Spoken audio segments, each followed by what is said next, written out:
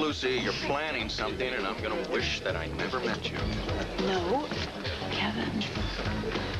Not this time. You are going to love it. Do you want to know why? I'll tell you why. Because this has to do with truth, which is your stock and trade. You know, Doctor, I am learning so very much from you. I accept no responsibility for whatever it is you're planning to unleash in here tonight. It's obvious that I have no influence over you whatsoever. It's not true. You influence me more than you'll ever know. In fact, you send me into flights of fancy that would make the hairs on the back of your neck stand up and salute the flag. Now I'm intrigued. Tell me more. Remember, I told you a while back that I had a very vivid imagination. I will share one or two of those fantasies if you promise me to be a very good boy and have fun tonight. I think I can manage that. Thank you. Thank you all so much for coming. What a piece of work. Would you look at that? It's Mr. and Mrs. Toxic Waste. Heaven help them if they ever reproduce anything. Sean, Tiffany. Oh, hi. Hi, darling. Happy birthday. Thank you. Same here. I'm so happy you could make it. Did you bring a camera crew? Oh, gosh, you know, I should have thought of that. Maybe next year. Well, I'm afraid I didn't bring anyone along either. It's just as well a bunch of cops hanging around. It tends to put a damper on a party. Yeah. Excuse me. What?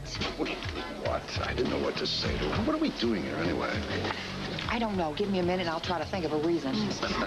Do you mind if I steal your date for just a moment? Not as long as you bring her back. Good. Excuse me. I'll be right back. Go. Good grief. I'm going. What? Lucy, I know what you're planning, and I'm asking you not to.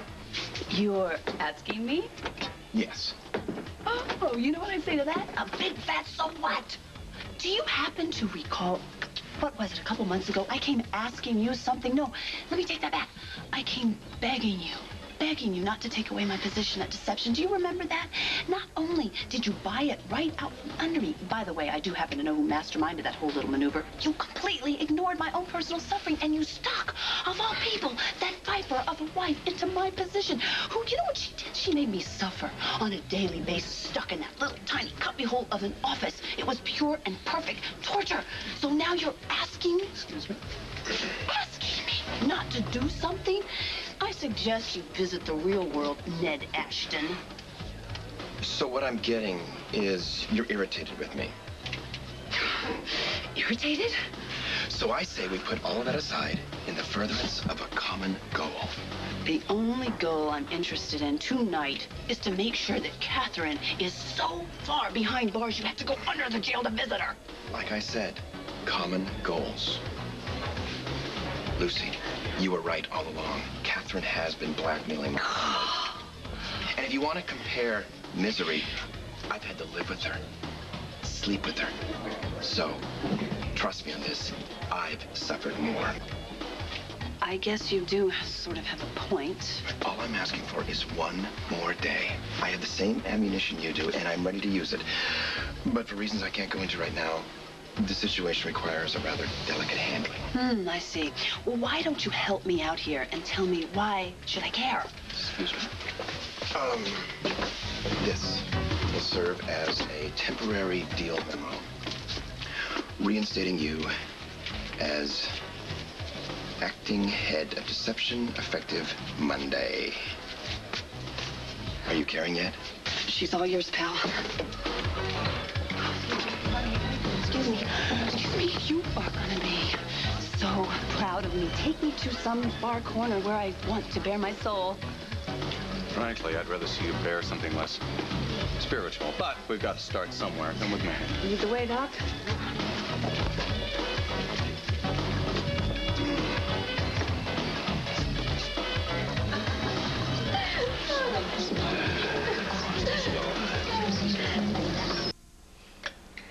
I think I knew right then some of what Bradley was trying to tell me. I'd heard the rumors about him and Elizabeth. I knew they had been together hours on end, day after day, and I knew how much he depended on her. And I knew she loved him.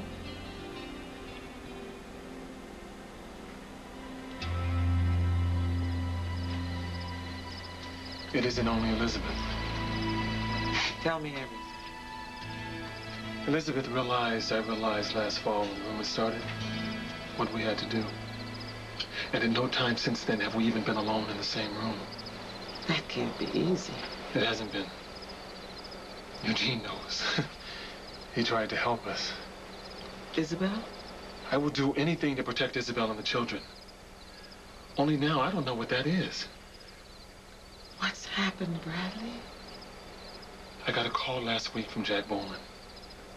He asked me to a meeting with Edward Quartermain and Frank Smith at Quartermain's house on Long Island.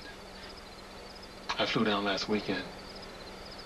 I was hoping they were ready to propose some kind of coalition, a working compromise. But I was wrong. They wanted me to back off the tax bill. They wanted me to lay off the unions and guarantee no further interference with the airport development.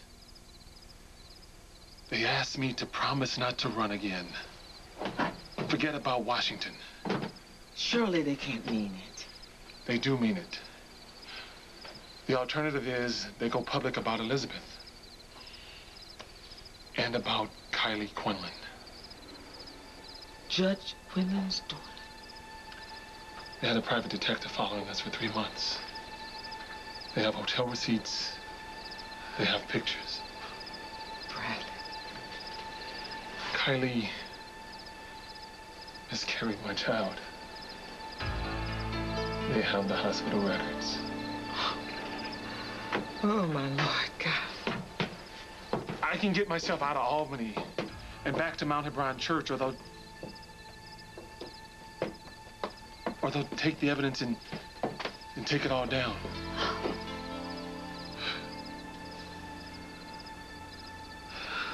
The family. Mama, all the hard work. Everything I've come to represent in this community is about to be taken down. My example as an instrument of change is all about to be destroyed.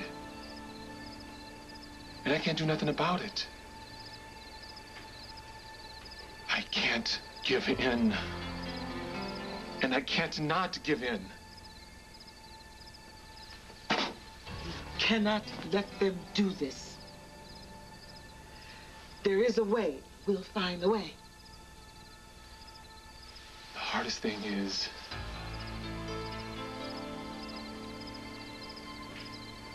your faith in me.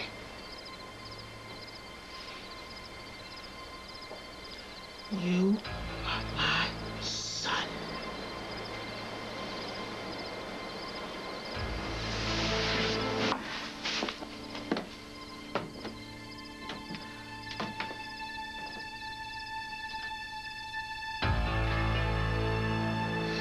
I was angry.